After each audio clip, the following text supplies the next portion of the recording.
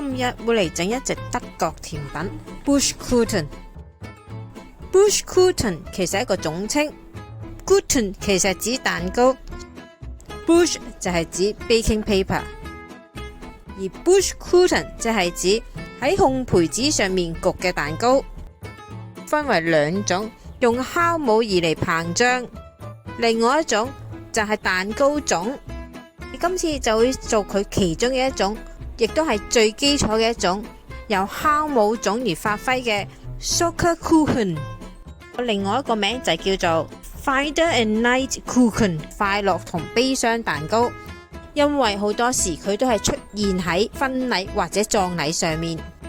喺開始之前，請 follow 我哋嘅頻道啦。喵！講緊麵包嘅材料，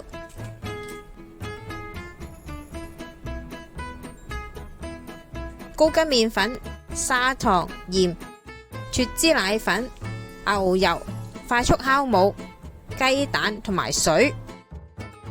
水先放入雪櫃冷藏。今次我想用後酵母法，酵母會最後先加，特別適用於炎熱嘅天氣、冇冷氣嘅地方。麵粉過篩，放入砂糖、鹽、脱脂奶粉、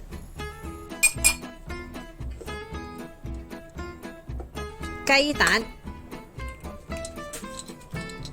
低速混合，再倒入冰水。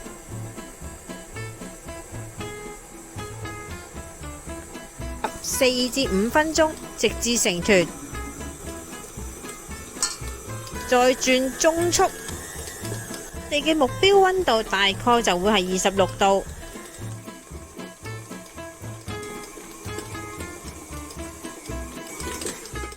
放酵母之前，麵團已經高過26度，可以先用布冚住，放入雪櫃，令佢嘅溫度下降。喺呢個時候，可以準備少量嘅清水加入酵母。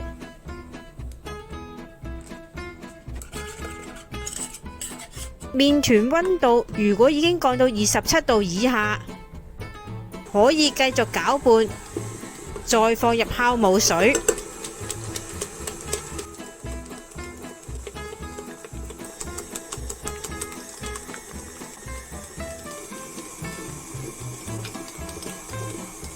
同麵團混合，再放入牛油、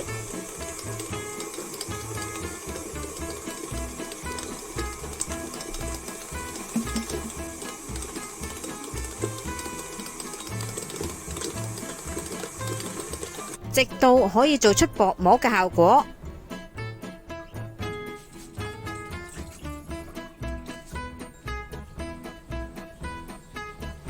收口滾完。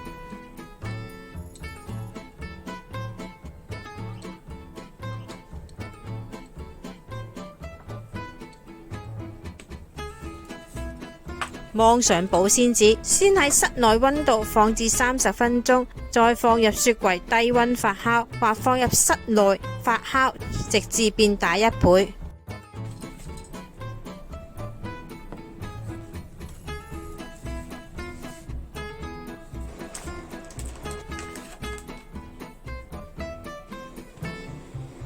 麵團均勻碌薄。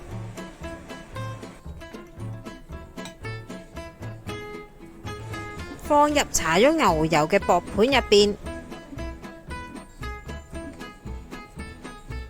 室外高溫發酵，直至變大1倍。吉出粒突洞。嚟裝飾嘅部分，牛油，濕溫軟牛油，擠喺麵團上面。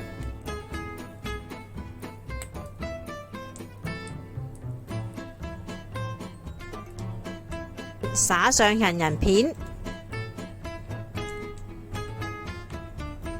同埋砂糖，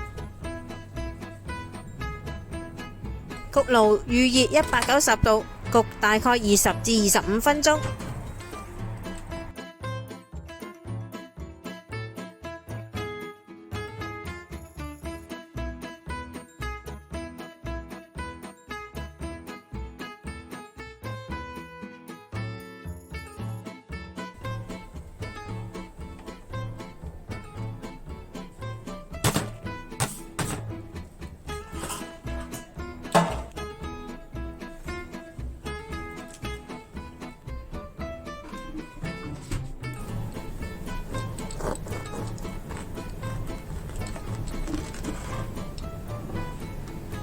呢個係一個非常容易嘅德國甜品，佢會保留麵包鬆軟嘅特性，充滿奶香味。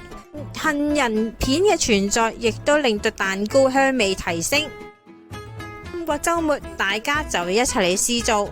今日嚟到呢度啦，詳細嘅食譜我哋會擺落 Facebook 嗰度，有興趣嘅大家可以去睇一睇。請 like 我哋嘅 Facebook 同埋 YouTube，以便獲得更多嘅資訊啦。